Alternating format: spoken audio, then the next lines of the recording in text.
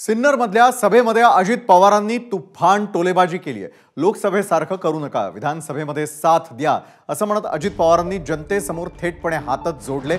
सिन्नरच्या दौऱ्यावेळी अनेक महिलांनी अजित पवारांना राख्या बांधल्या आणि त्यावरूनही अजित पवारांनी आपल्या भाषणामध्ये जोरदार टोलेबाजी केली आहे। ओएसिस फर्टिलिटीच्या तज्ञांनी आयव्हीएफ उपचार पद्धतीद्वारे 1 लाखांहून अधिक जोडप्यांना मातृत्व प्राप्तीचा आनंद दिला आहे।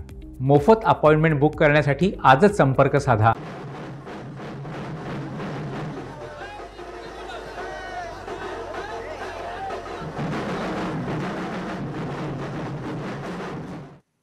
तर सिन्नरमधल्या सभेमध्ये बोलताना अजित पवारांनी कशी टोलेबाजी केलेली आहे पाहूयात। जे लोकसभेमध्ये फटका बसलाय तसं काही फटका बसून देऊ नका। विधानसभेला जरा सावरून घ्या, दुरुस्त करून घ्या अशी मतदार राजा म्हणून तुम्हाला हात जोडून विनंती आहे। आणि मग पुढे कामं जोरात करून घेण्याची जबाबदारी माणिकरावची, माझी आणि आम्हा सगळ्या सहकारी मित्रांची राहील। मी इथं आलो त्याच्यामध्ये एक लग्नात करत असतो ना, नवरा बायकोला बसवतात मिरवणुकीत, नववधू आणि नववराला बसवतात, तसं आम्हाला बसवलं होतं।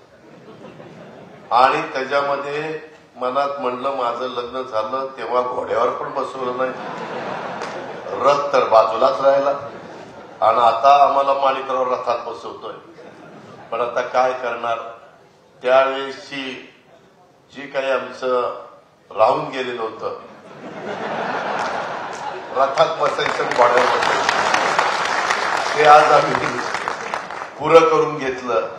आमच्या बरोबर सुनील तटकरेंनी पण पुरं करून घेतलं, त्या सूरज चव्हाणांनी पण पुरं करून घेतलं, अनिल भाईदास पाटील आमच्या अंमळनेरचे त्यांनी पण पूर्ण करून घेतलं।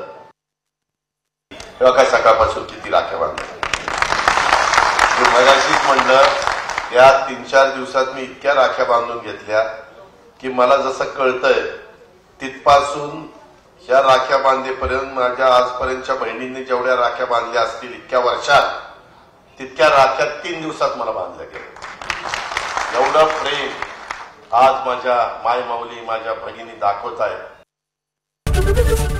एबीपी माझा, उघडा डोळे बघा नीट।